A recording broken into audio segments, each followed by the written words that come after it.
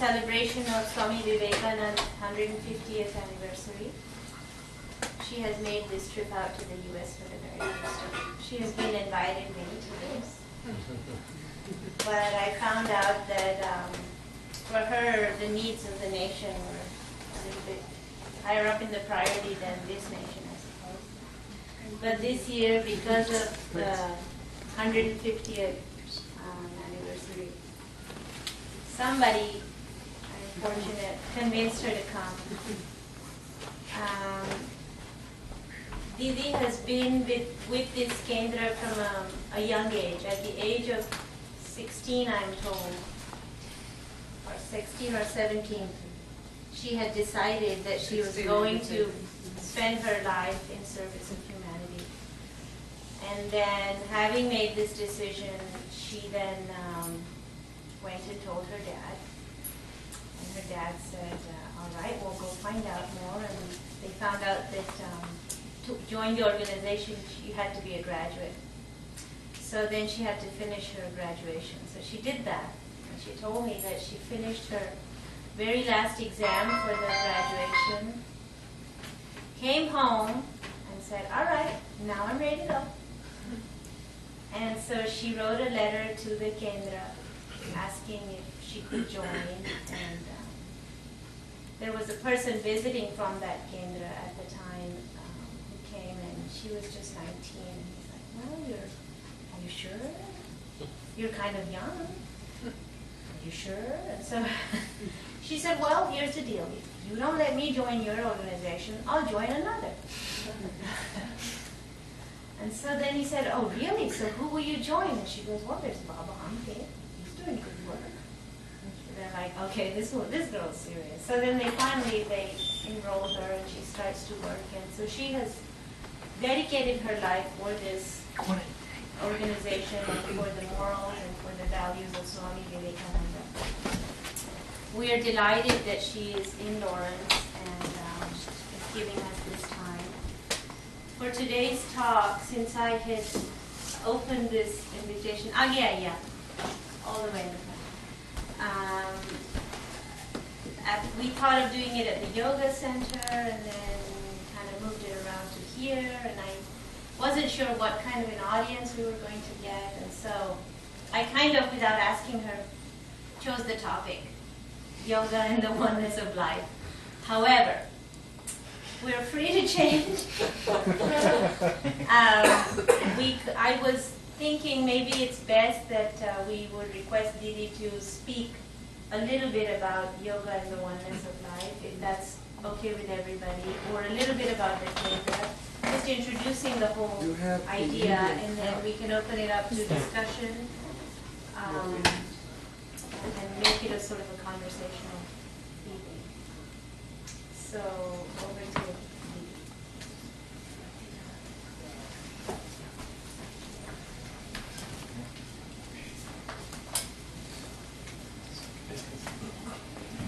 So my namaskars to all of you. And let me tell you, I am very glad to be here with all of you in United States of America. Because for that there is a reason. You know, Swami Vivekananda was in a way discovered by USA. It is here he came, and then America gave him a very warm welcome, admired him, appreciated him, even followed him. And that is how Swami Vivekananda, when he returned to India, India was in all eagerness, listened to him. So, as Swami Vivekananda also used to always mention it, his gratefulness towards USA. That is why I say I am very happy to be here. Another significance of today's topic is the yoga was introduced in America by Swami Vivekananda, and therefore our today's topic, that yoga and oneness of life, is a very apt topic, because when Swami Vivekananda returned to India, his main message to India was that each nation has a message to deliver, a destiny to fulfill. And India, in spite of all these vicissitudes, has survived, is still alive, and has still got the potentiality to come up. It is because India has got a message to give for the progress of humanity. And he said it is this message of oneness in his very first lectures at Colombo, and then starting from Colombo till Almora, all the lectures that Swami Vivekananda gave. This message of oneness, Swami Vivekananda stressed again and again. Sometimes he called it as Vedanta. Sometimes he said that his oneness should become practical. It should become explicit. It should manifest in our individual, in our social, in our family, educational, in all fields. So, when we say oneness, when we say human being, when I say I am Nivedita, means what? Who is that Nivedita?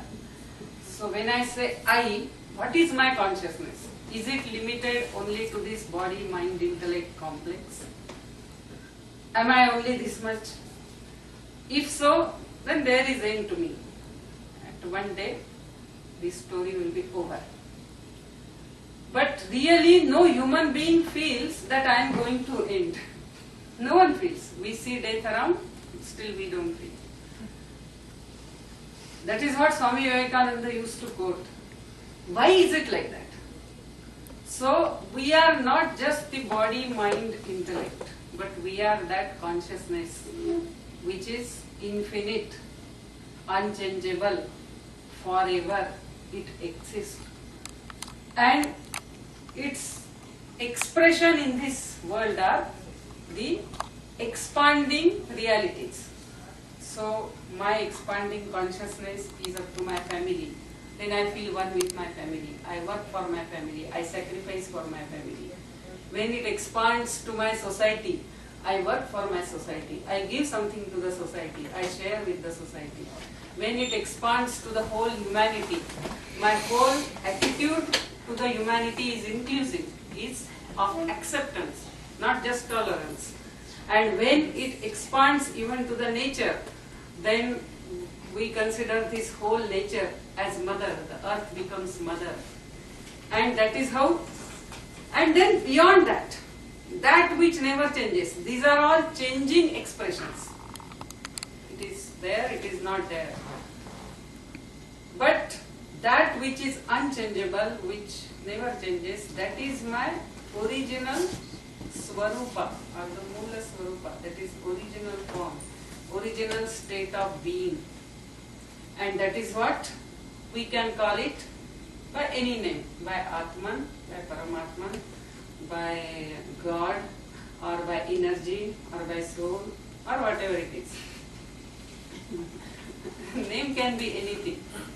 Now, the next point that is made is, in Vedanta, that there cannot be two infinites. That is, my soul is infinite, I am infinite, she is also infinite, she is also infinite, he is infinite, his soul is infinite. So it is my soul ends here, my Atman ends here, and her Atman starts from here. It cannot be like that. Then it is not infinite, then it is finite. And it means our real nature, our original state of being for all of us is same. It is only our body, mind, intellect are different. But our inner being is one and the same for all. And therefore it is one which becomes as many. As the human body, it is one becomes many. When it becomes many, it diversifies. Though it diversifies, it keeps the connection intact. And therefore, the human body has all the potentiality of growth.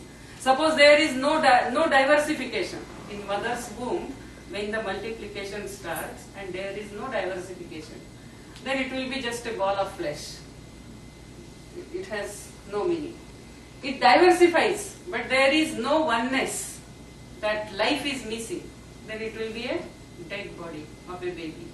So again, it is of no use. It has no further possibility of growth and development, achievements, nothing. So there has to be diversity as well as oneness. So if all this is only expression of my own self, why is it I do not feel it?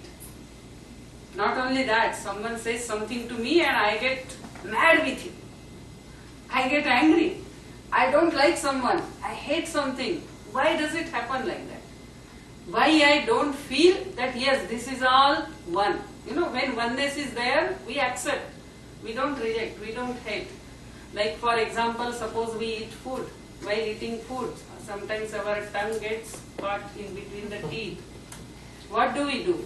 We don't do anything. We just drink water and continue eating.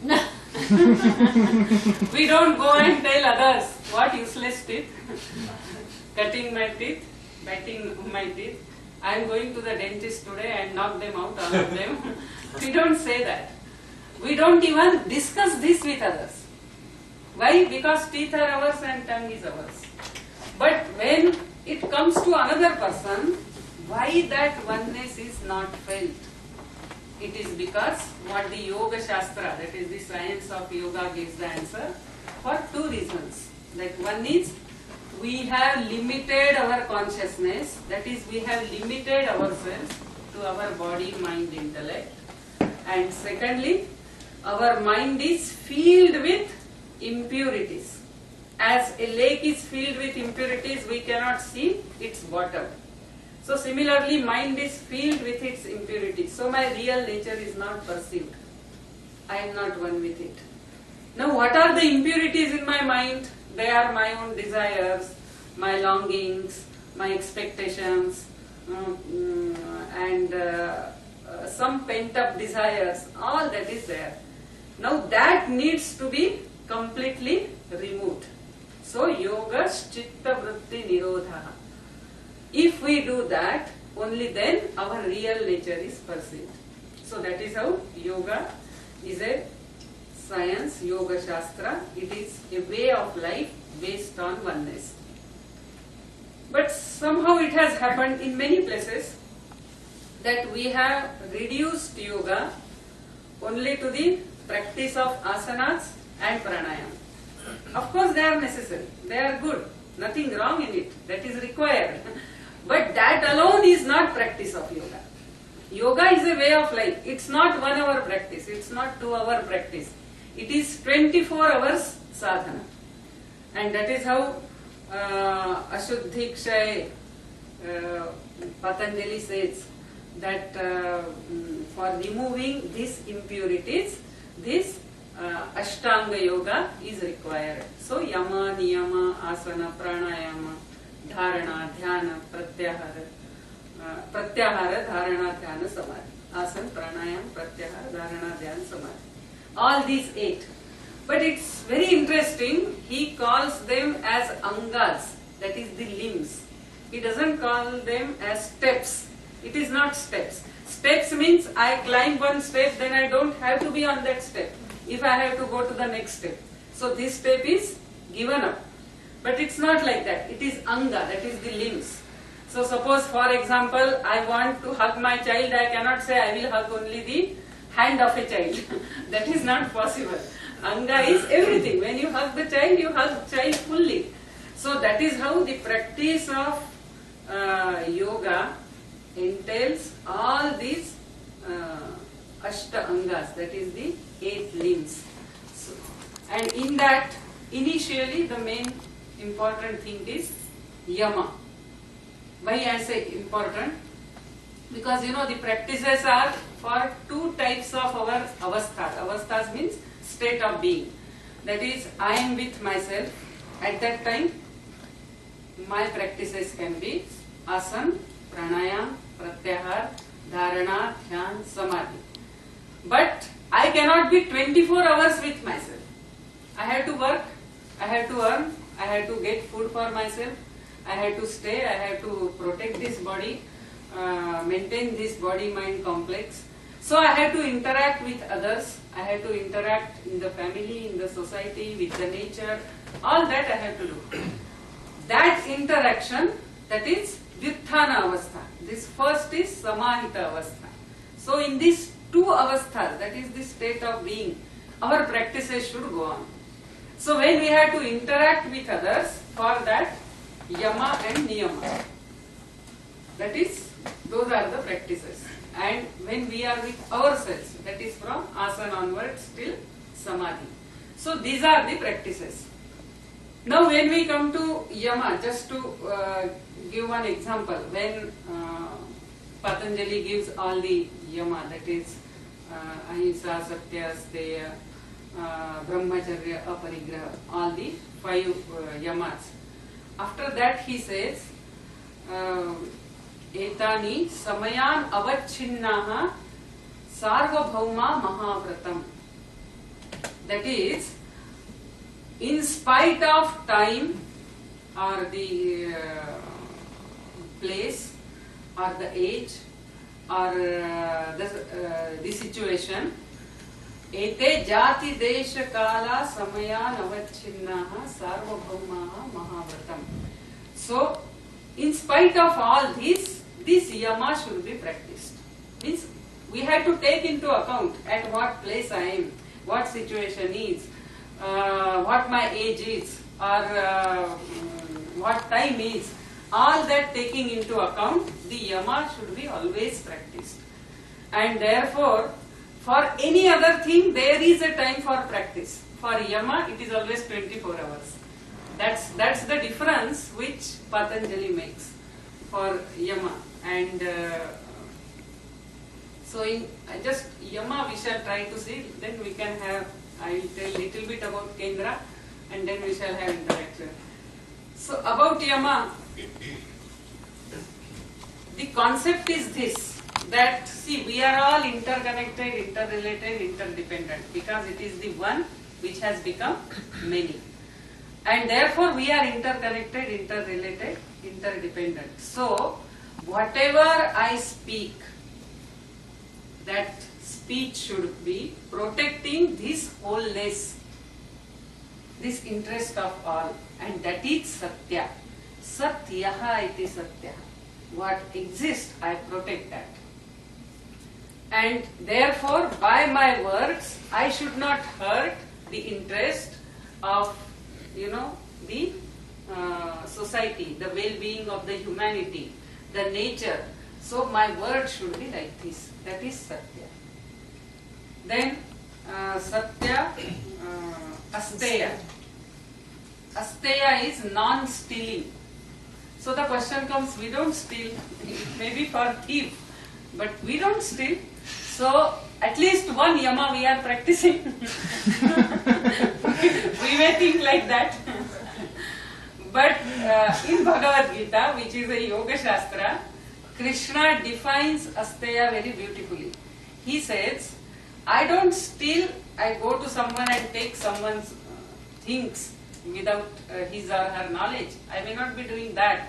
But I am taking so many things from the nature, so many things from the society.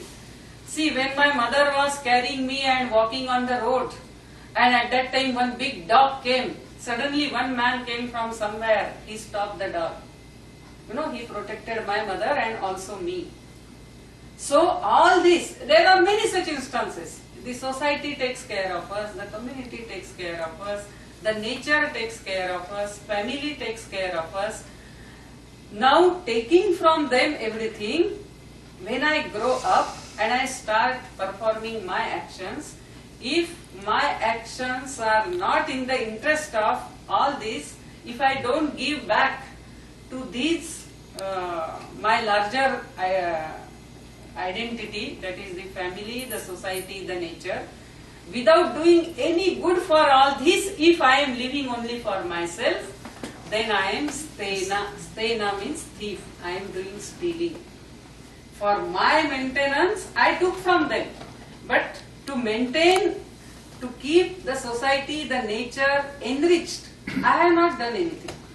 It means I have done stealing. So, stena eva saha, Krishna says. And therefore, yajna shishtashinas santo muchante sarvakil vishayi. So, real practice of asteya means when I grow, when I earn, when I am living, my at least some time, some energy, some money should go for the well-being of the society, of the family, of the nature. Then only my asteya practice is complete. So that is asteya. So satya, asteya. Then ahimsa. Ahimsa means non-violence. So again the concept is, see, we never hurt ourselves. See, ultimately this whole yama is practice of oneness towards the society. So same thing, we never hurt ourselves. We always take care of ourselves. Suppose, as the example, suppose I am walking and I hit the stone. You know what do? We don't say this foolish leg doesn't know how to walk. All these years it has been walking. So it serves it right. Let it bleed for some time. Let it bleed. It deserves it. So we don't say that. We immediately what we do? We bandage it because that oneness is there. Even if it has got hurt, we don't prolong that hurt. We ourselves will never hurt. That is out of question. But even if it gets hurt, we try to contain that hurt, that pain. So that is what ahimsa is. That by my word, by my thought, by my action, I shall not hurt others.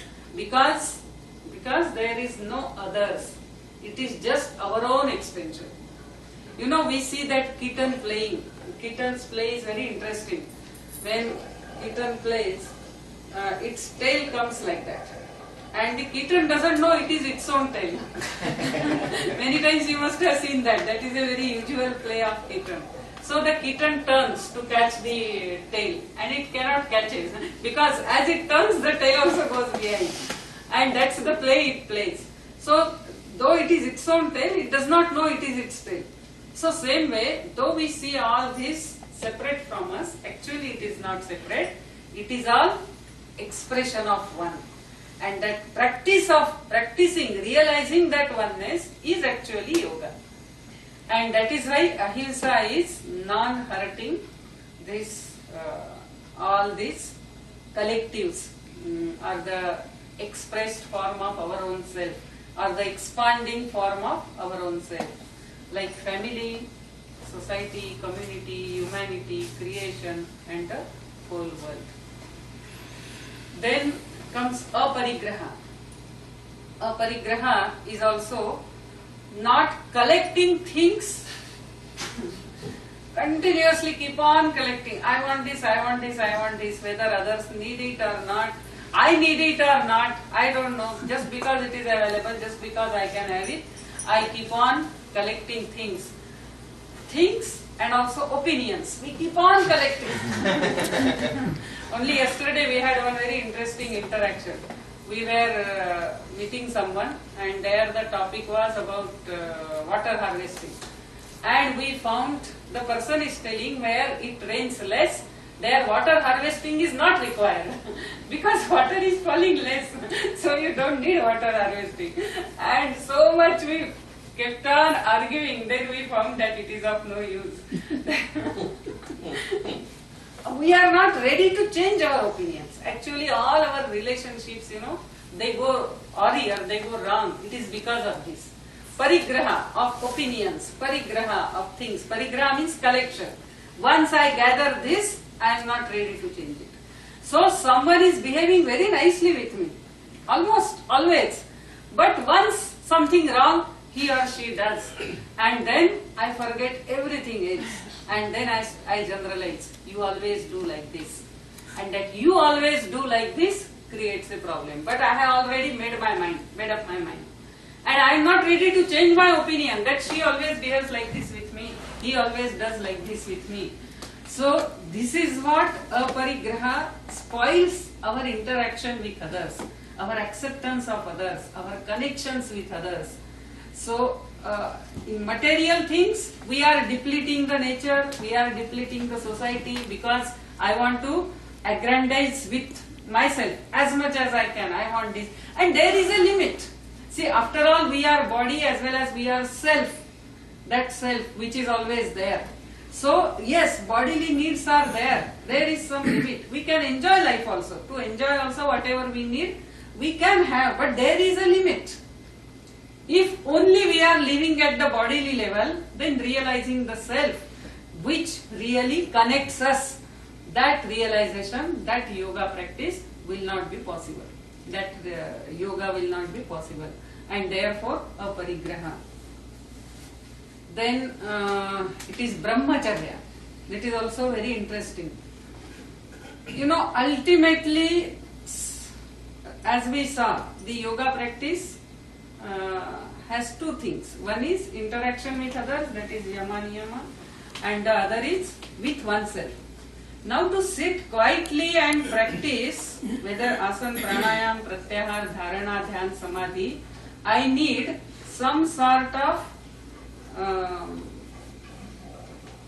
so to say, the quietened mind. If my mind is too much agitated with, let us say, the thoughts of opposite sex, because the whole atmosphere is like that. The TV also keeps on telling same thing. You take the magazine tells same thing. You go on internet again same thing comes. So the whole atmosphere of the society, of the everywhere, has become too much distractive, and therefore the yoga practice is not possible. And this self-control, brahmacharya doesn't mean not marrying. That doesn't mean even a married man can be a brahmachari. Even though he may have children, he can be brahmachari. Because the concept is with self-control, with certain rules, if you are leading a life, then it is brahmacharya. And if that is not there in the society, if on that front the situation is too much degenerated, then what happens is the impurities of the mind increase. Then again, perception of oneness is not possible. Therefore, as Bhagavad Gita is called as Yoga Shastra, in that again and again, either Geeta Tiwari, then Indriya Nigraha, and all these works, that is self-control, again and again, on that the stress is given. So one is brahmacharya. Because again, ultimately, it is all expression of the self. The real satisfaction in life is only in knowing that I am that bliss or that happiness. Happiness is not outside at all. It is only within. And once I realize that, only then this running behind and just like going, in search of something elusive, it stops. So that is brahmacharya. And I think we finished all, no? Satya, asteya, aparigraha, ahimsa, brahmacharya. So that is what the yama is. And it is considered as ete jati desha kala samayan avachinnaha sarvabhauma mahavratam. That is, whatever may be the time and all, we have to practice it, but taking into account the context. For example, I am going on the road and I see a gunda, what to say? A bad man going and attacking a woman. He is chasing a woman. I see that. Then I say, no, I am great yogi and I am practicing non-violence, so I can't do that. I can't do anything and I go just my way, then it is not non-violence. It is not practice of non-violence. At that time, our practice of non-violence is stop the violence that is going on. We have to stop that man. And that is what that application, taking the time, the situation, the place into account, practice this oneness. So this is jati desha kala samayanavachinnaha sarvabhauma mahavratam. So this yoga way of life or this oneness, practice of oneness in life is not just 1 hour, but it is 24 hours practice. Whatever we are doing, it is out of that oneness. And once the oneness comes, in life acceptance comes. The rejection goes.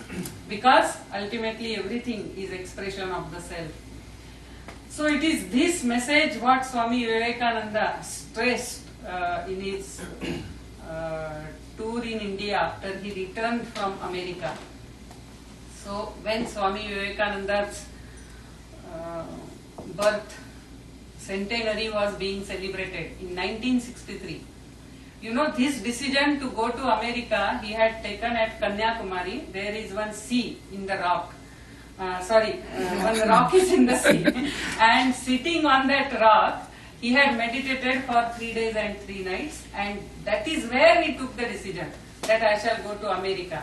And I shall present all these eternal principles of Vedanta to the people of America. And I am sure they will appreciate it. Once they appreciate, somewhere the people of my country also would become more open to my message. And that's how Swami Vivekananda took that decision. So when his centenary celebrations in 1963 were being planned all over the country, the people of Kanyakumari felt that this is where Swamiji had taken the decision. So it is as important, you know, as so to say the Bodhi tree in the life of Bhagwan Buddha, where he had enlightenment. And therefore, we must have a grand memorial here.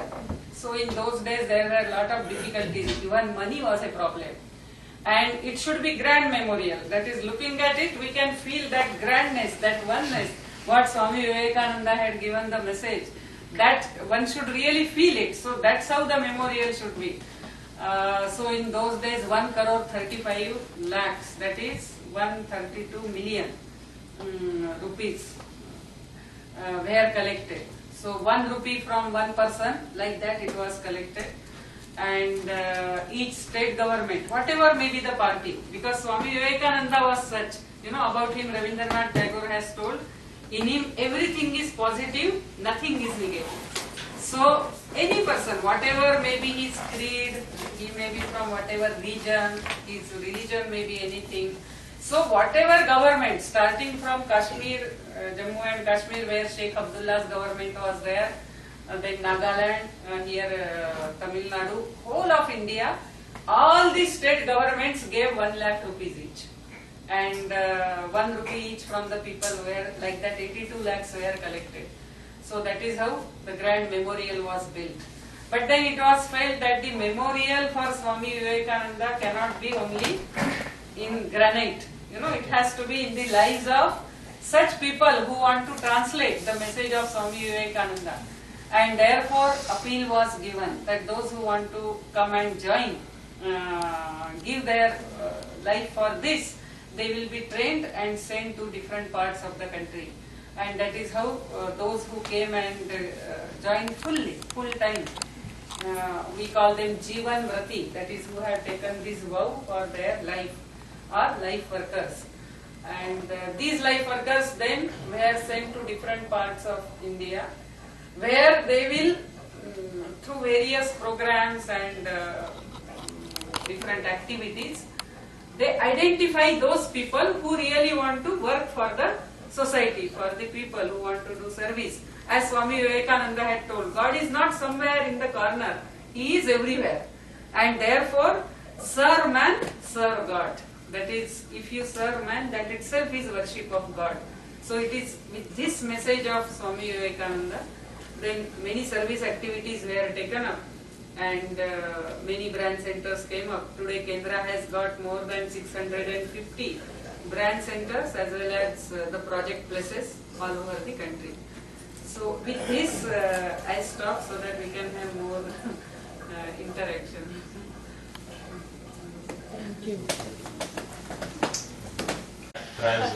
See, many times we want to evaluate such things, no?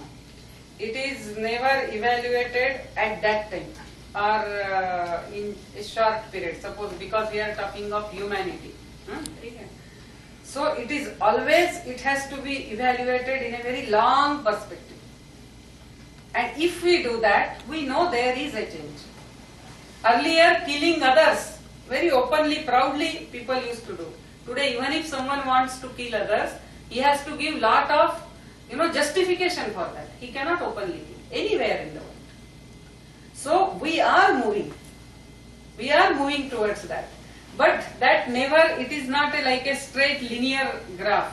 It is always, spiral. So sometimes it appears we are going up, sometimes it also appears we have slightly come down. But the overall direction is upward. The humanity is progressive. Yeah, I agree. But by and large, still society considers material gains as the thing. Because again we are Why- focusing why on a does- small part. Agreed, but See, it is we get like this, driven by suppose- that. So why does it happen to the mind? And how? Are we not struggling with that? I think your society, your family, everybody only appreciates you for material gain.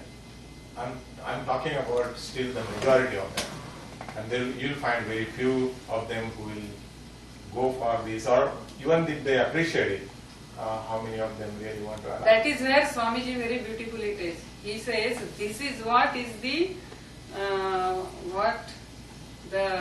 homage or the respect that we are paying for the sacrifice. Nowhere in the world the sacrifice is looked down upon. I may not want to do it, but it's not looked down upon. So it means somewhere all of us we appreciate it. I may not be doing it, but I appreciate it. All the right things like the Yamani and all those righteous things, and like yoga, everywhere they talk about those 5 niyams, like speak the truth and ahimsa and all this. It's all, I agree, nobody will be against it, but in the day-to-day life, we are still very strongly driven by materials. Yes, that impurities drive us. We are limited. I think I means this body. So I always go to satisfy my body limits, and somewhere my self is starving. It happens. But as again in Yoga Shastra, the word used for this is bhoga vargarthata. That is, a time comes for 5 lives, 10 lives, 15 lives. I will be getting tasked again and again. Then somewhere I start thinking that no, life is not only in this. What is life for? And that is where the real inner development starts. And that comes for everyone. So the evaluation is always in the perspective. So suppose I get very angry and I want to conquer my anger. I cannot suddenly conquer.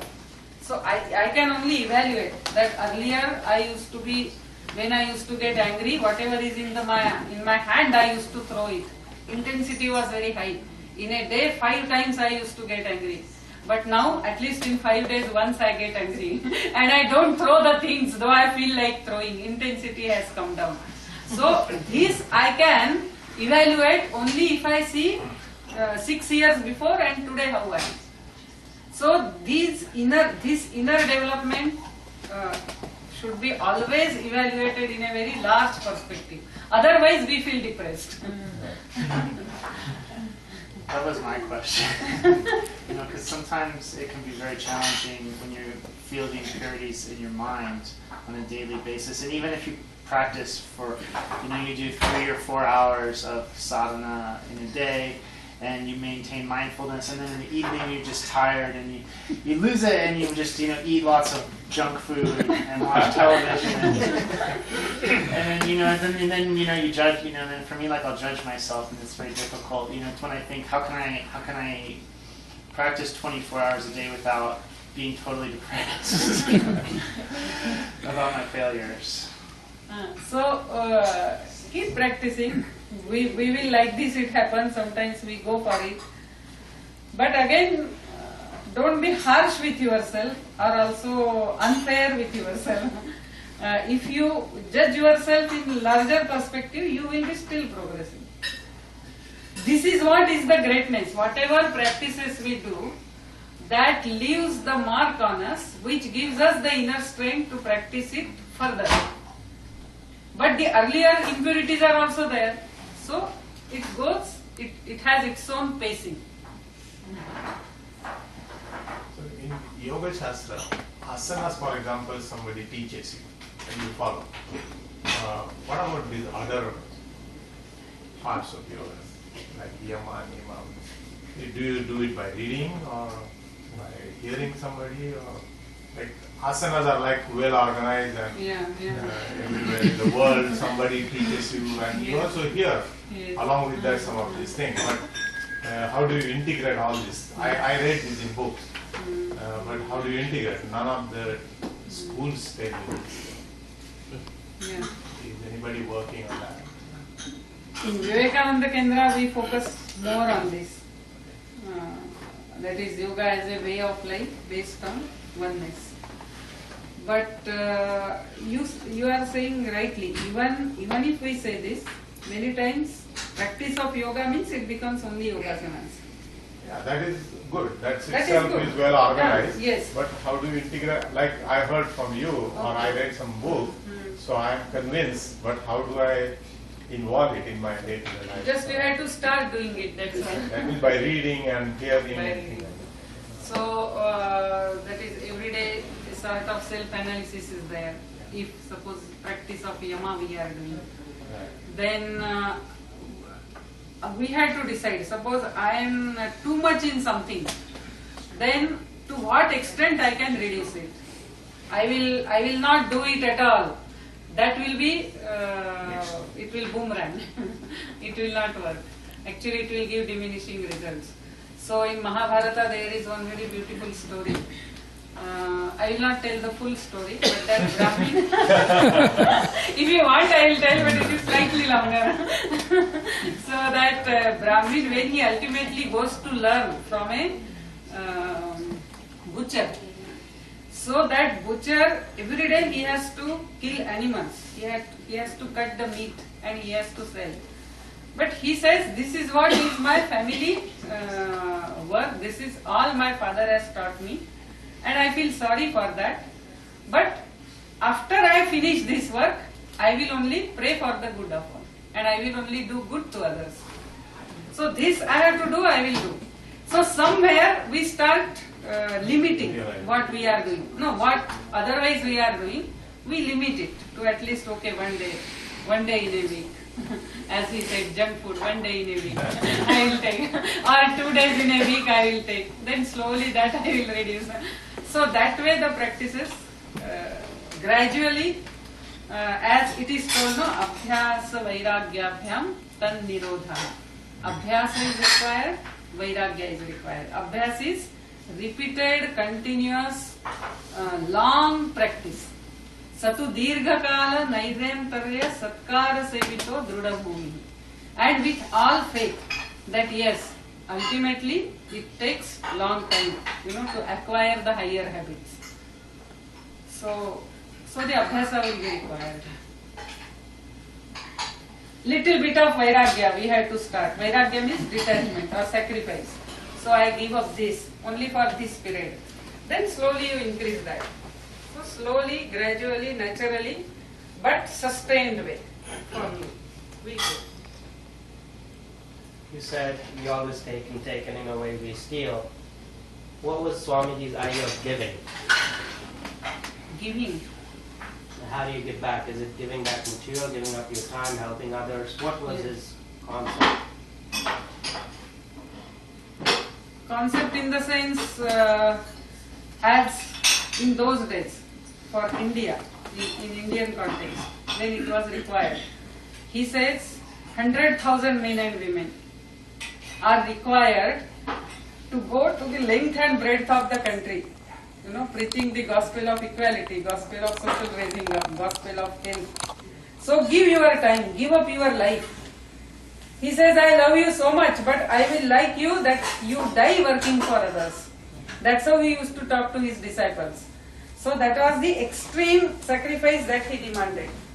But even if suppose that is not possible because I am a family man, I have my family to take care, then at least some time I do some good work for the society. Whatever I earn, I am giving of course taxes, that is true. But in spite of that, for some needy persons, I give something. So my time, my energy, my money, I give it. At least once in a day, I pray for the well-being of the whole universe. Let everyone be happy in their own way. Let them progress from where they are. So these are the prayers, Sarve Bhavantu Sukhinah, as we say.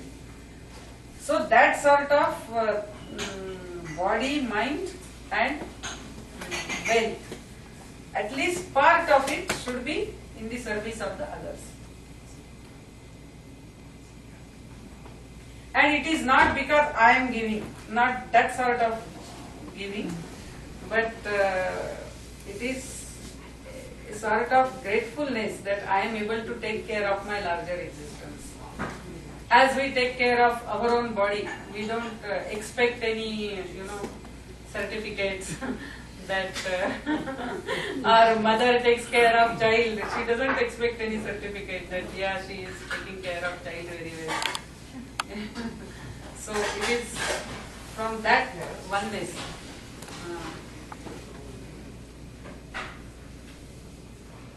Talk about the niyamas. Niyamas are Shaucha, Santosha, Tapa, Swadhyaya, Ishvara, Pranidhana. 5 niyamas. So in niyamas, the one is niyamas are mainly our attitude towards others and towards oneself also. Niyamas. Yamas are mainly our interactions with others based on oneness. So these are the 2 things. So in niyamas, one is Shaucha. Shaucha means purity. So by body, mind, and even we have to try even by intellect that we remain pure. So there are certain rules how to means about taking bath or about observation of your mind, that what thoughts are coming. Then either if I have any Ishta Devata, that is my own deity, some God I pray. If I believe in some God, then I pray to God and earnestly ask him or her, whosoever it is, that remove my impurities. So that is Shaucha, practice of Shaucha. So seeing that my mind gets least polluted. So what pollutes the mind? Then I try to keep away from that as far as possible. I know it is not always possible. For example, I am traveling in a bus, and in a bus a very big advertisement is going on. I am seeing that. You can't do that. So that will be there. But as far as possible, I on my own will not go to the things which make my mind impure. So one is practice of Shaucha. Then Tapa. Tapa is penance. Tapa actually means heating. When gold we want to purify, we heat it and then it gets purified. So same way, Tapa is purifying. So for that also there is 3 types of purification. One is body, another is speech, and third is mind. So in body it is what comes mostly in Shaucha, that is there. That is Deva Dvija Guru Pradnya, Pujanam Shaucha Marjavam. In Bhagavad Gita, all the 3 penances are explained. Brahmacharya Mahimsa Cha Shariram Tapa Uchyate. Then very interestingly, the purification of mind, it is Anudvega Karam Vakyam Satyam Priya Hitam Chaya. That is, whenever I speak, my speech should not be, with udvega, that is with anger, hurting tone. It should not be like that. So, anudvega karam vakyam. Second is satyam priyam hitam chaya. So, it should be truthful, it should be endearing, and it should be beneficial. All the 3 things should be there. Many times there are people, they say, see, I am very open-minded. Or I am very frank. Whatever comes to me, I just simply tell. Now, it may be truth. What I am telling is truth. But it is not priyam. That is not endearing. And it is not hitam. It may not be beneficial also. Sometimes to tell the child you are the most foolish child, is not beneficial to the child. What is good in the child, you build the child upon it. So, Satyam, Priyam, Hitam. So whenever I speak, it will be without any rancor in it. It will be truth, it will be beneficial, and it will be sweet, it will be pleasing. And the fourth is Svadhyaya Bhyasanam Chaiva. I should have properly studied. That is, let us say, I talk to her, and I know that what, she doesn't like this way of talking. Once I come to know, she is my good friend, and once I come to know, then I should change myself. I should practice myself, that I speak in such a way that her mind does not get hurt. So Svadhyaya Bhyasanam Chaiva. So you practice, there is a study behind it, there is a practice behind it. So all this is there, then it is a purification, the penance of speech. Then the penance of mind, that is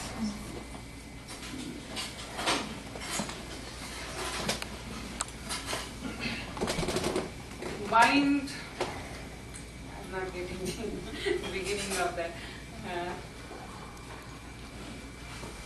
Repeat that again. Satyam, Priyam, Hitam. Satyam, Priyam, Hitam. For mind, it is self-control.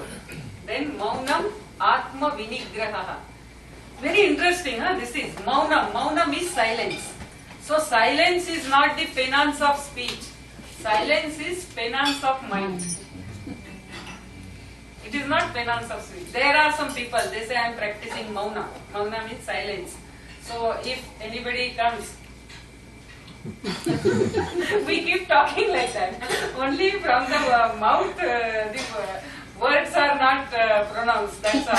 Or he is doing something like that. Why he is doing like that? That anger is inside. And we said only I don't speak it. And then I say I am practicing silence. But that is not the practice. The silence is not the penance of speech, but silence is the penance of mind. It means the mind is non-reactive.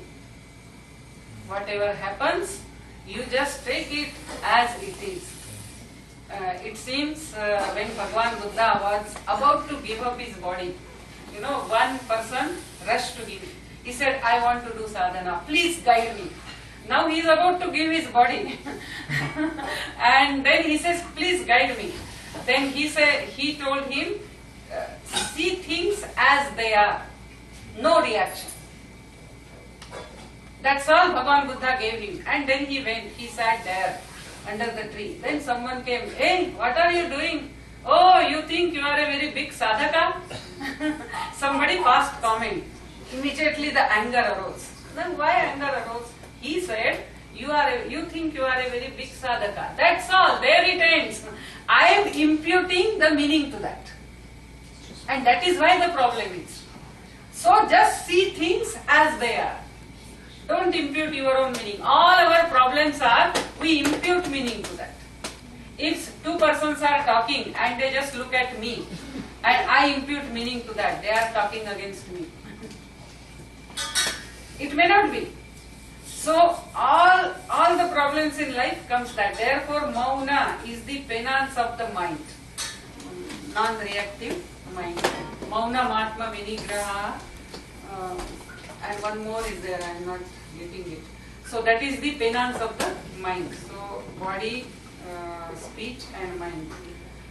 Then Shaucha, Tapa, Santosha. Santosha is contentment. Contentment means, today I have something for practice. I want to practice. Let us say I want to practice every day asanas. And my one colleague also is practicing asanas. His job is such, he can very properly practice asanas in the morning and go to his job. My job is such, I had to rush morning 6 o'clock. And then I keep on grudging. For him it is easy, for me it is not easy. I have to find out my own ways, that's all. So whatever I have means, whatever situation I am, without grudging, I continue with my sadhana happily. That is santosh. But many times we say this is not there, that is not there. Many times today I did not do asana. Why? That carpet I could not find. So asanas could not be done. So dependency on the situation, on the materials, not like that. Whatever is there, I continue with my practices. Only then my yoga practices will go regularly. So santosha. Shaucha, tapa, santosha, swadhyaya. Swadhyaya is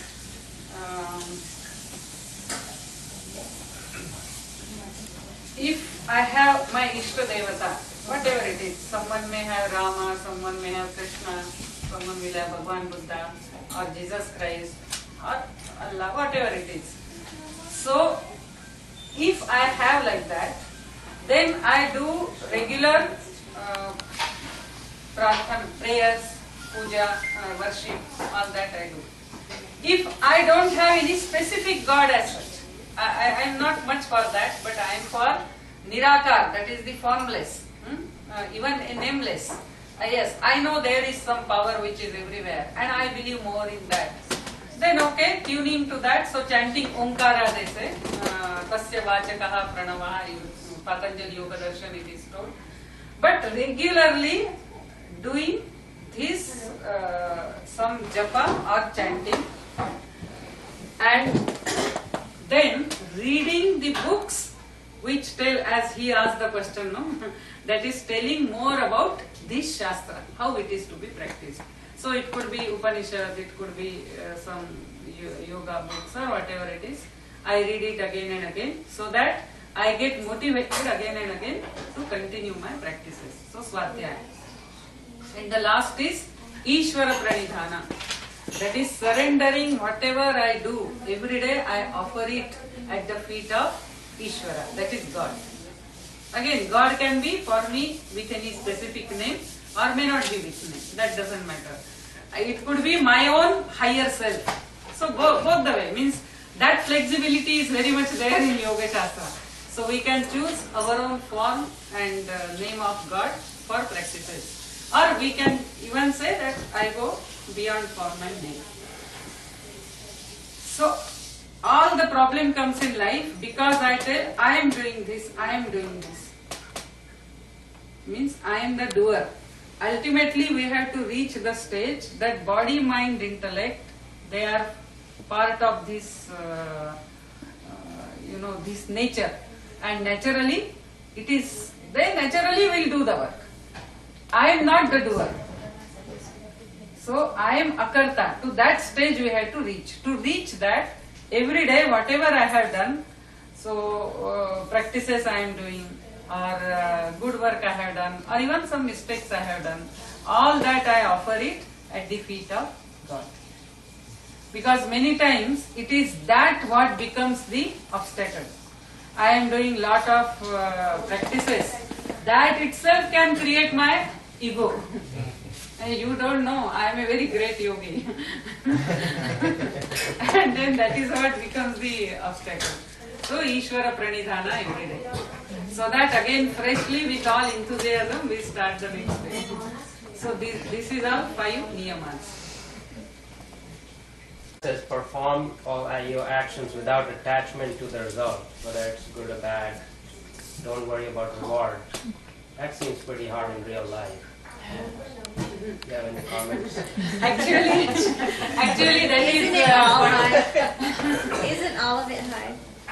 What's that? Yeah, well, you do anything you want, I'm doing this for some betterment. So that there's is a quite reward misinterpreted. No, I'll tell you what it is. Means as I have understood, I will tell you. I will share with you. See, the shloka is Karmani eva adhikaraha te ma phaleshu kadachana. That is, we are all, that is the human beings, are, we are species born in karma, that is action. Karma yoni it is called as. All these animals, other species, they are not karma yoni. Means, to explain it, all the animals in today's language, they are programmed. That is, the horse is programmed to run, the duckling is programmed to swim, the dog is programmed to bark, alright. The donkey is programmed to kick. So donkey cannot choose. So donkey is standing, and one, let us say one big director goes and stands near his leg. The donkey cannot think like that, the director is standing, I should not kick. The donkey will kick because it is programmed to kick. It doesn't have freedom of action. But if a man is there, even if he doesn't like that director, he even feels like hitting him very hard. He will say, no, tomorrow I have one work with him. So he says, oh, how do you do? How are you? And he speaks very nicely with him. So he has choice of action to behave this way, that way, or not to behave at all. Ignore and start. So it is called as kartum, akartum, anyatha kartum. All these three powers only man has. The animals do not have. So it is a karma yogi. So what Krishna is telling, karmani eva adhikaraha te. Adhikar means choice. See, only the officer has a choice how to take the decision. So only the man has choice only in action. If he behaves in one way with me, I can react, I can understand, I can just keep quiet. I have all the freedom. I have that freedom. But I have no, that is not in my, powers to decide how again he will react. If I react, he may understand. If I understand, he also may understand, or he may still react that why she is so cool, so he may get more angry. That is also possible. So what will be the fruit of action is not in my hand. What is in my hand is how I will behave in every situation. How I will choose, what I will choose, that is in my hand. So karmani eva, eva means only. Only in action you have a choice, not in fruit of action, not in result of action. And therefore, in every action, be very wise, be very active. And just because you have no choice in fruit of action, don't be inactive. Because you have to raise yourself higher and higher. That is the shloka. So in the Gita, when Krishna teaches Karma Yoga, Jnana Yoga, and Bhakti Yoga, so what does Swami Vivekananda say about Bhakti? What is Bhakti? What is the role of Bhakti? See, these are all, ultimately, it is not totally separate. That is, Bhakti Yoga is totally separate, Karma Yoga is separate, Jnana Yoga is separate. It's not like that. It is something like that, as we say in Kanyakumari, 3 seas meet. We say 3 seas meet, Bay of Bengal, Arabian Sea and Indian Ocean. But really, actually 3 seas are meeting. It is one sea. The sea is one, the ocean is one. It is we who have given 3 names. This side of India we say it is Arabian Sea, this side we say it is Bay of Bengal, and down we say it is Indian Ocean. Actually sea is one. So similarly, the yoga is one. But because I am at this side of the land, this side of the personality, my nature is more, full of emotions. I can very easily awaken my emotions and also culture my emotions. So if that is there, then for me, I have Ishta Devata, that is my own chosen ideal, chosen deity. Suppose I am devotee of Krishna, then the culmination of my Bhakti Yoga is again in oneness. I see only Krishna everywhere. So again everything is one. I see Krishna here also, I see Krishna there also, so the same thing. Or if I am devotee of Shiva, I see it everywhere. You know that story that Santa Ekanath, he was bringing water from Ganga. Ganga is quite far. From there he has to bring to South India. The tradition is you bring water from Ganga and pour it in the Shiva temple on Shivalinga. So he has reached up to Rameshwar now. Just the temple is just few yards away. And he saw one donkey struggling in hot sand, thirsty. Turf. So he just went, whatever Ganga water, Ganges water he had brought, he just started pouring in the mouth of that donkey. Then someone asked him, "Hey, what are you doing? You have to do Abhisheka." Abhisheka means pouring that water on the Shivalinga. Then he said, "That's what I am doing here." Shiva is everywhere. Then it becomes again one. So if it is Jnana Yoga, then you just analyze and you see ultimately it is all one, which today quantum physics is doing. So you go subatomic particle, small, still subtler, and ultimately you say it is just an incident. What is quark? It is just an incident. Incident means what? It appears, it disappears. Then how I appear as same Nivedita to you? Because it is all made up of only quarks. All quarks are just appearing, disappearing. Same thing. The whole creation is like that. And yet we see it so solid, so safe and same everywhere. So how is it like that? Then they say maybe it is one cosmic consciousness which has expressed as this many.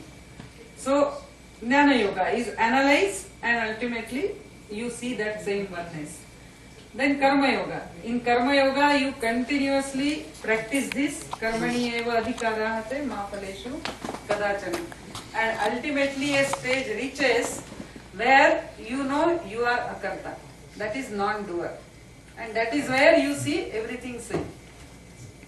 So like that it goes.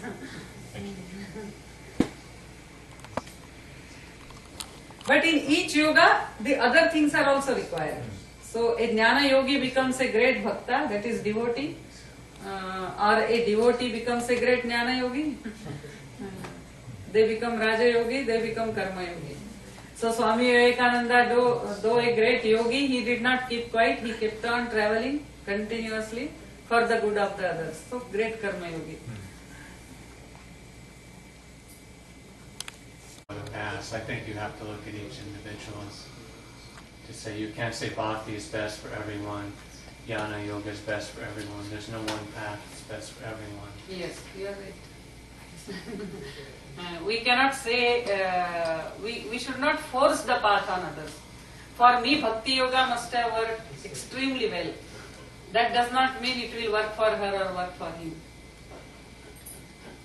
So as we give the example in Kanyakumari, if you know the geography, means I could have given USA example, but immediately I may not know the names, that's why I am giving Indian example. Suppose I am in Kanyakumari and someone is in Assam. Assam is in the eastern part of India. So quite near China. And that person in Assam plus myself, both of us, we want to go to Varanasi. Varanasi is a place, Kashi, where a great Shiva temple is there.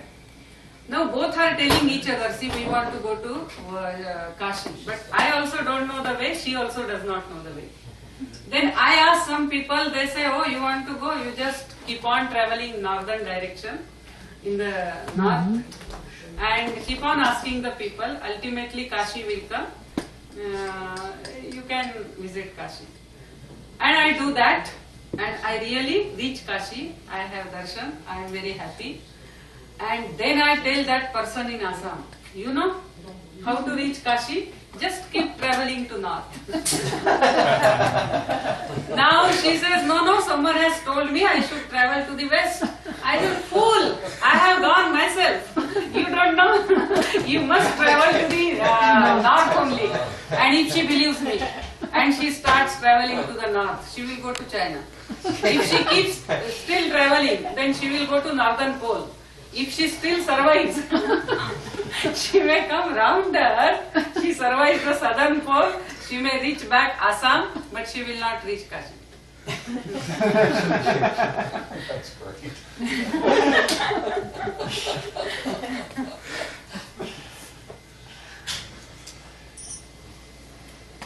That was one thought which was very appreciated here when Swami Vivekananda spoke in the Parliament of Religion.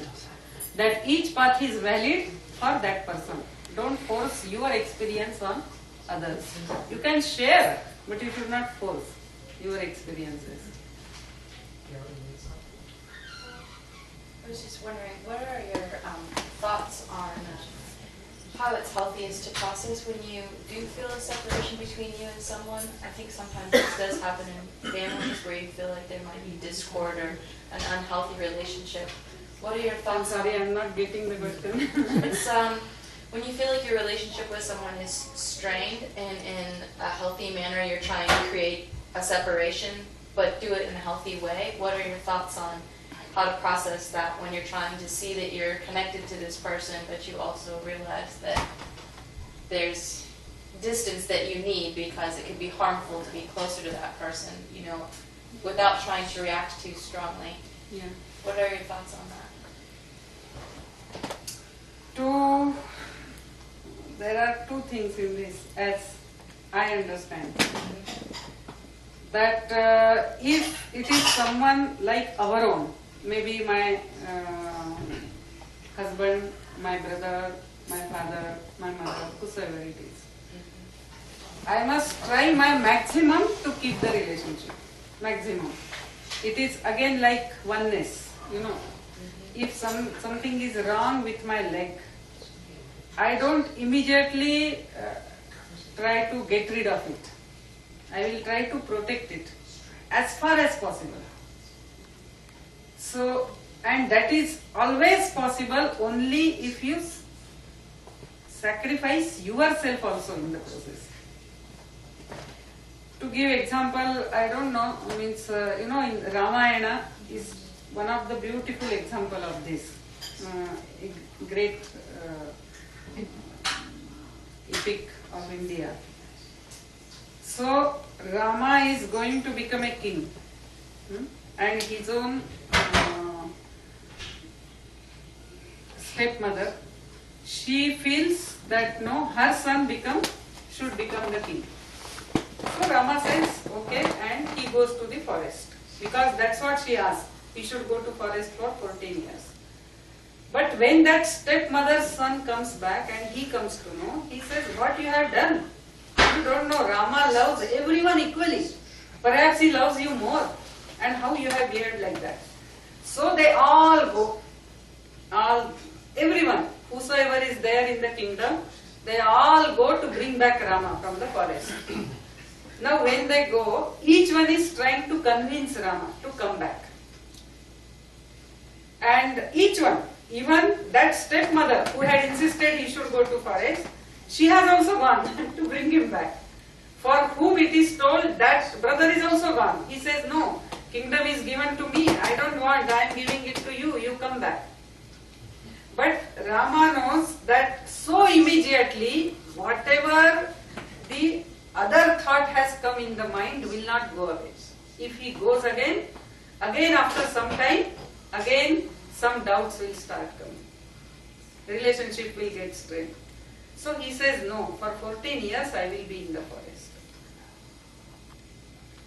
Any time to maintain the relationship, unless I sacrifice myself, the relationship cannot be maintained. If there is only calculation, the relationship cannot be maintained. As I give the example of hand, the hand is there. The hand has to keep the body clean. Even the back, it has to go like this and do. Take the food and keep in the mouth again and again. So, hand starts telling this is too much. Only I work more.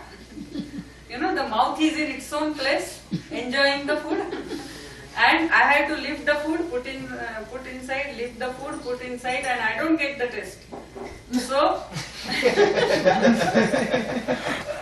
I no more. Now, if mouth wants to eat, let it eat itself.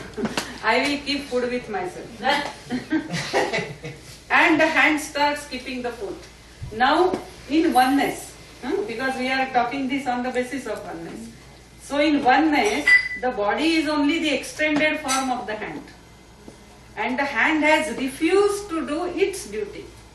its sacrifice, its function to maintain this body. So because the hand has refused, it can keep the food for 1 day, 2 days, 3 days, and because the body has weakened, the hand will also come down. It will not have strength. So always the relationships are maintained, and in nowadays a lot of science also is talking same thing, like Fridge of Capra's one book is there, Web of Life or Hidden Connections, and he says very beautifully, he says, or even that Dana Johar's book on SQ, the Ultimate Intelligence, they say ultimately what defines us, my existence, is my relationship with others, and that is maintained only by on-sacrifice. So this is how our first approach should be.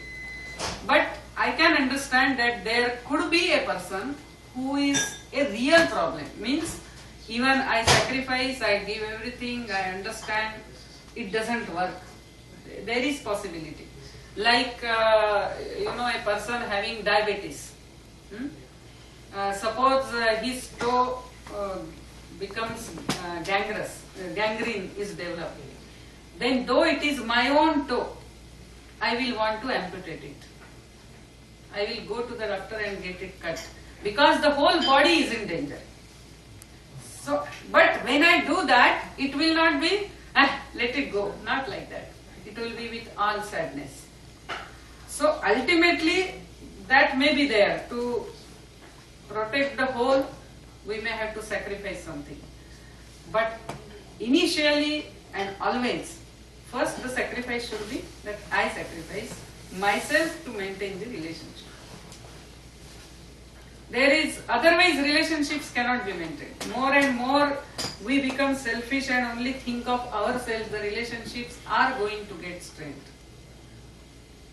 So that alone, how much I give myself to others. And in the Ramayana, that same story, there is another stepmother of Rama. Rama's own mother is crying when Rama is going to forest. The another stepmother, she tells Rama's own mother, she says, how fortunate your son is. In life, to practice such great sacrifice, we get rarely such occasions. Ultimately what remains? Your son will be remembered forever. Ultimately all this is only a question of few years. But ultimately what remains? Ultimately what is it that I long for in life? Many times we get carried away by that moment's compulsions. So that is how we will have to decide.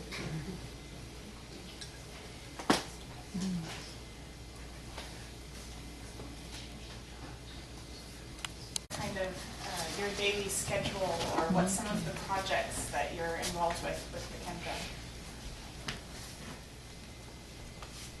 There in Kendra, as we joined, we were all we were all young, and at our time, now slightly system we have changed, now they can join any time, because that time all the establishment was not yet developed.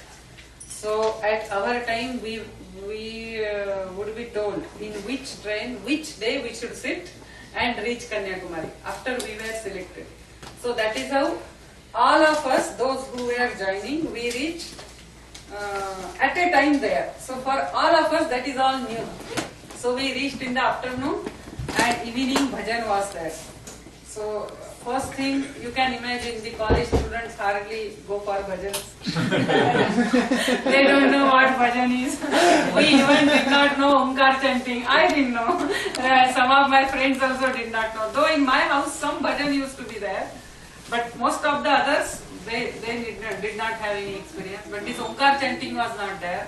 Then we were all asked, you sit in the line, we sat, and then Om, like that chanting started. That time itself, many of us, we started laughing. Because it was totally something different. Means I am just telling how strange it was for us initially. Then another thing, we were told you had to get up early in the morning, 4:30. So that was big burden. But then we found that actually it is not that difficult when we really start doing it. So 4:30 we get up, then we have 5:15 Pratasmarani. Pratasmarani is some stotras we chant, Shankaracharya's. That same stotra which says everything is the expression of the same self and all that. After that we have yoga asana practices, asana pranayam, and then Geeta part, Geeta chanting at 7:30. Then we used to have many sessions and group discussions, studies, presentations in our training. Then evening bhajan and night again all of us used to share what we felt, what I have studied, like that. So again one funny incident during our training. You know, we were taught all these kriyas in yoga. It is there, no, neti, that is we had to put water from the one nostril and take it out from another. Then that catheter neti, that is one rubber tube is there. We have to put it in one nostril, take it out from another nostril. Then there is vastra dhauti. First is woman jala dhauti. So we have to drink lot of water, at least some 4 or 5 mugs, big mugs, and then we have to vomit it out. Then another is vastra dhauti. These are all yogic kriyas. In Hatha Yoga it is done. Then vastra dhauti is very long cloth is there. That we have to swallow, it goes in the stomach. Only one end we have to keep. And then again we have to take it out. So first day when all this was explained in the class, you know, slowly our faces started becoming very serious. Then one of us, she was a bit rebellious type, so she stood up. She told, look here, we have joined Vivekananda Kendra to do service to the people, not to do such horrible practices. Then again it was explained to us that why it will be useful. Okay, you first start doing only Jalaneti. And then we started doing. Slowly we all became very experts, no problem in that.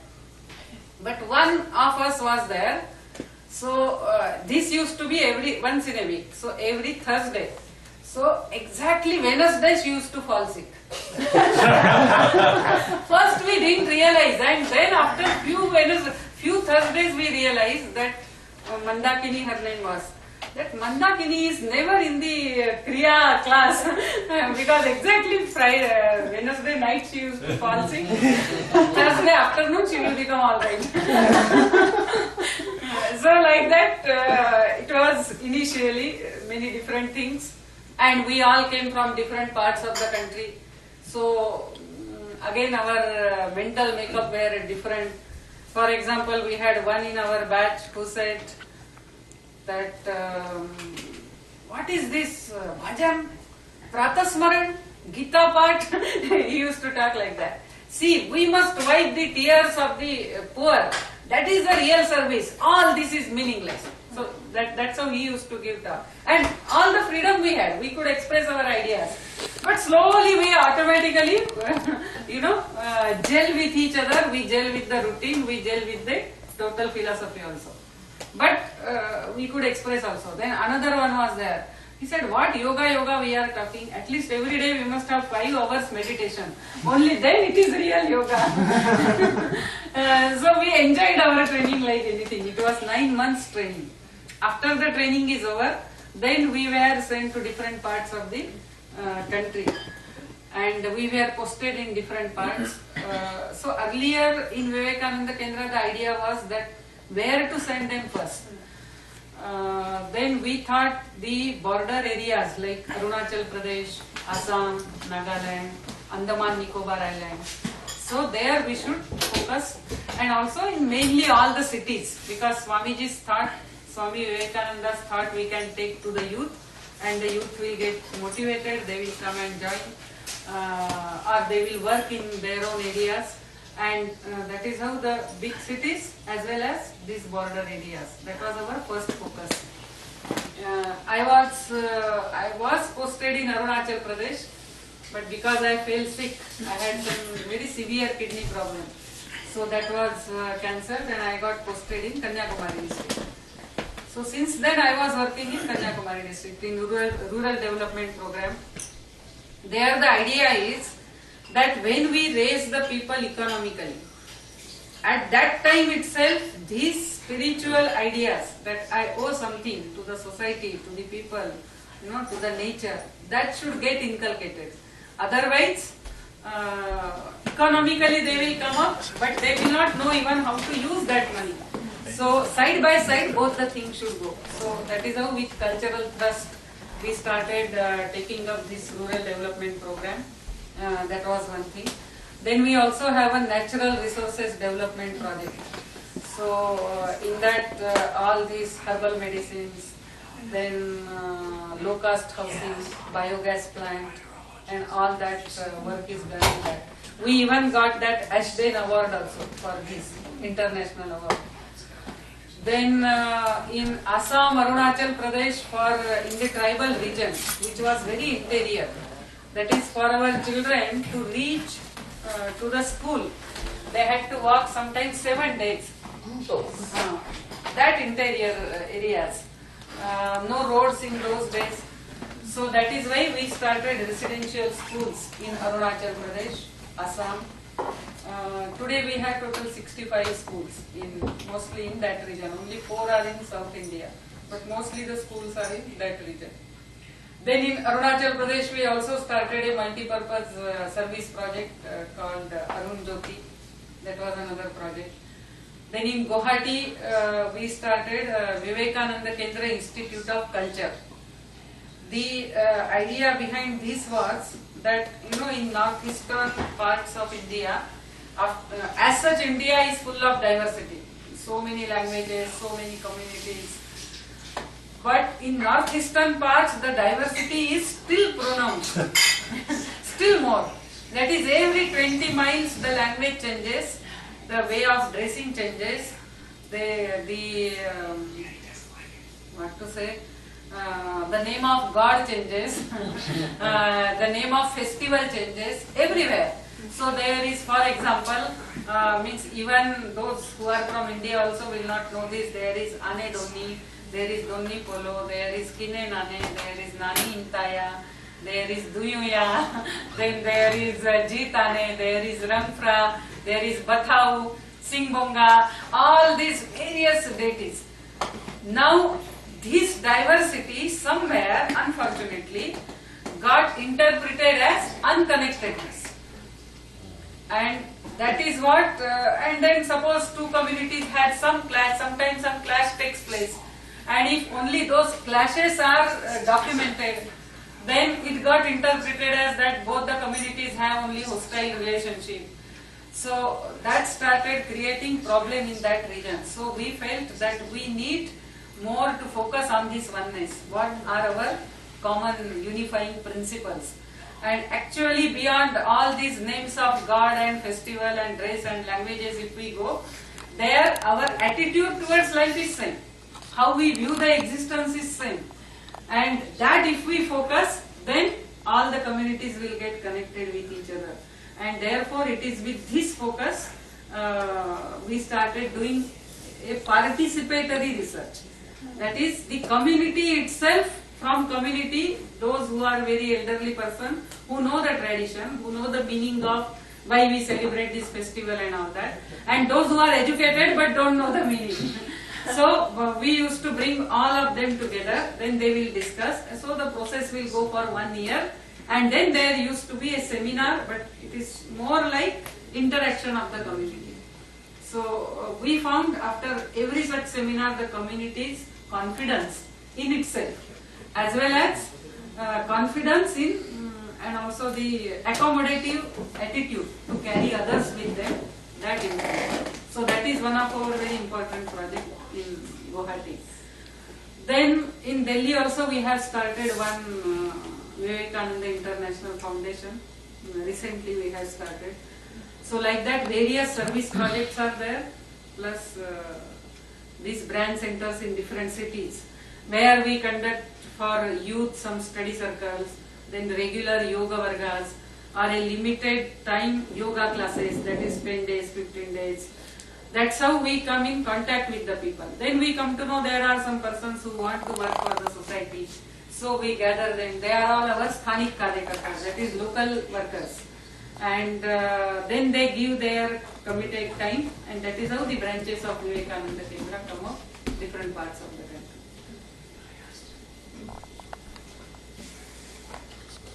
So when you first went to the foundation, it was both men and women living and practicing together. And are you a renunciate, or are you are you a nun? I don't know. Yes, Vivekananda Kendra, and that time in India, that was the first organization who started having both men and women. That is, they can come and join as cadre.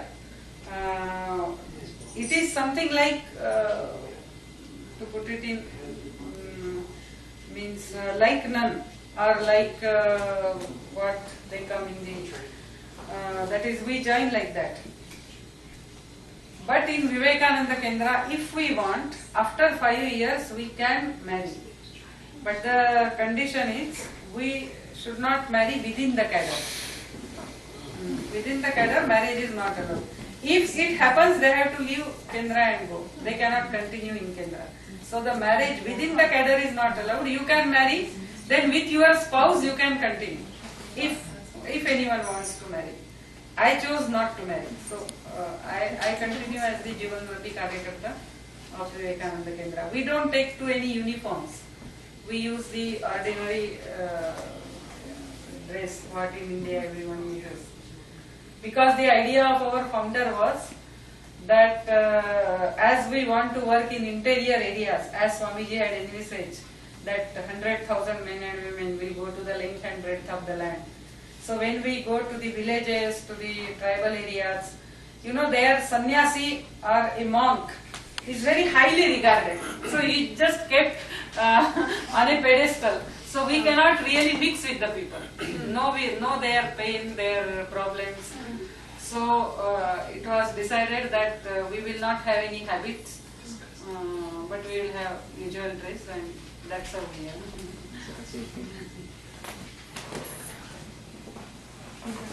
The lineage, back to Vivekananda, Krishna. Can you talk about the lineage of teachers? Parampara. Parampara of teachers. Yeah. So to say, of course we follow the Vedanta Parampara. But we do not have any person as pronounced Guru. We follow the tradition. See, in India there are two traditions. One is that you have a specific Sampradaya Guru Parampara. Sampradaya means a specific path, and in that path there is a Guru Parampara, Guru tradition. Another is Atma Guru tradition. That is, you just practice when there is a need, you get the guidance. What Ramakrishna did. Ramakrishna did not go for any specific Guru. Ramakrishna is Guru of Swami Vivekananda. So he had not gone in search of any Guru. Whatever different type of practices he required, a Guru came and he guided him. So in Vivekananda Kendra, we say for us, Ishvara, that is God itself is our Guru.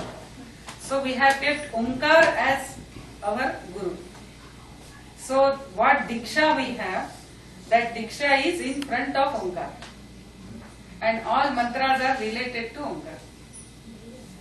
So that is how we do it. It is said in our way of life that one needs a guru in life. From what you say, that necessarily may not be the case. We need a guru, it is more for this, that somewhere I am still on the path. So I should not start telling what I do alone is true. It is for this, the guru is required. So whether it is a guru in blood and flesh of some tradition, or it is Atma Guru. So when we say Atma Guru, again somewhere we are saying that I submit to you. So Omkar is not just within me. Omkar is even in my organization. It is in my team. So suppose all team is sitting and taking a decision, that is the Guru's decision. That's how we take it in Vivekananda Kendra. So I cannot say that no, my mind is telling like that, so I will do what I want. No. The Guru does not speak only through your inner voice. Actually, that is sometimes tricky. In case of Ramakrishna Paramahansa, he was his own Guru perhaps. No. He kept on practicing. See, the idea is that God is your antaryami. He is here also, He is everywhere. So as I progress, God is also like a mother. So as mother knows what child needs, similarly when I come to a certain stage and I need a guidance, I get someone who can guide me. Like that Sri Ramakrishna Paramahansa got Bhairavi Brahmani, then that Totapuri. Many such persons came and they were his Guru. His first Guru was a woman. She guided him in all Tantra Sadhana.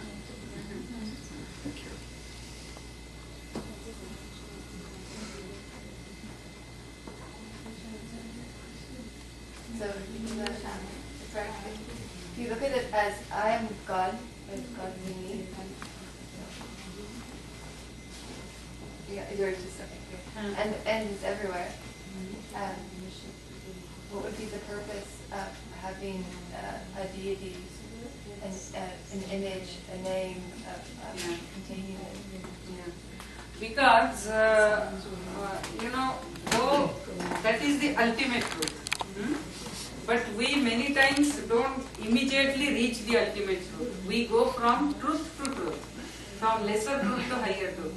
For example, for a small child, we don't, when we are teaching subtraction, we tell him that from 5 you can subtract 2, but from 3 you cannot subtract 5 or 6.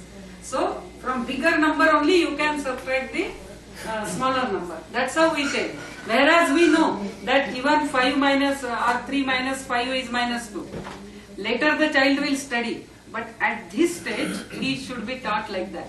So same way, when I am not yet, my consciousness is not yet established in my real self, but it is limited to the body. So I also need a concrete symbol. As long as I have that body consciousness, I also need a physical symbol. So that physical symbol can be any Ishta Devata or any god by any name. So that is how it is required. There is in Ramayana very beautiful question which Rama asked Hanuman. He asked Hanuman, who are you? Then Hanuman says, Deha buddhyatu dasosmi. So when I am in body consciousness, I am your servant. Jiva buddhyat vadamshakaha.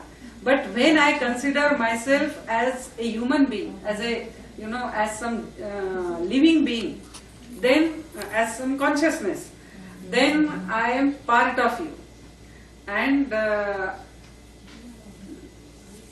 buddhyatu dasosmi, Jiva buddhyat vadamshakaha, Atma buddhyat tvamevava. When I am established in the self, at that time you and me are the same. Iti me nishtita matihi. This is what is my experience. That's what he says. So, as long as we are in body consciousness, we need a concrete symbol. But there could be a person whose mental makeup is he doesn't like a concrete symbol. So, see the divinity around in your own colleagues, in your own children, your husband, your wife, your parents, the whole nature, and treat everyone with courtesy, with respect. So that is also one way. So if you're doing that, then how do you decide which person or which entity to take action on at a given time, or not take action. I didn't get it. How is it Ishtadev? How do you choose? Right? It's like how? Oh, which deity to choose, like that? No, which if God is in everybody, if we're all the same, then how do I choose whether to help him or her or whom to help? Yeah, yes. Whosoever is near you, you start helping. Many times we can help to someone very far off, but not the one who is near.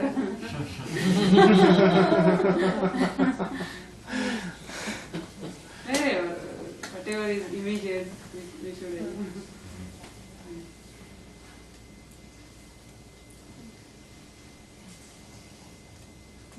So are you saying we shouldn't judge who needs the most help, or who needs more help than someone else? Not that we should not judge. Judge may be the wrong word, but we should be alert enough. See, spirituality is also alertness. We should be always alert and awake. Spirituality doesn't mean foolishness also. That anyone can take benefit of me. That's not correct. So we should be alert. So we should know also whether this help really nurtures that person or not. To that extent we should be alert. It's what you say, to that extent thinking should be there. That is right.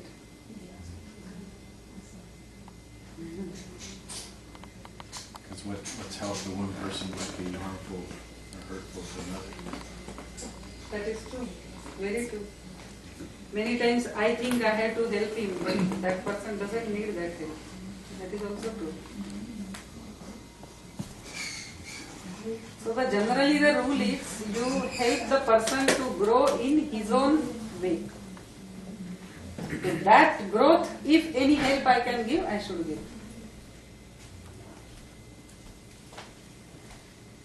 So that's how Eknath ji used to tell us when we were posted in tribal areas. So Eknath ji used to tell us that you don't go and start teaching them anything.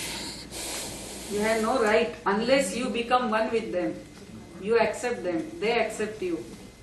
You cannot start doing real service to them. So be one with them, identify with them. So that is how first he did not start any branch centers. He made all those life workers go and work in government schools as teachers. Know the people there, know how they live, and don't start judging because you live in different way. Don't start judging that they are backward, they are in need of help. Not like that. Be one with them. Once you are one with them, then as we have to help ourselves, you will help them. So this is what you say is very right. Otherwise, we start forcing our ideas on others. That can happen.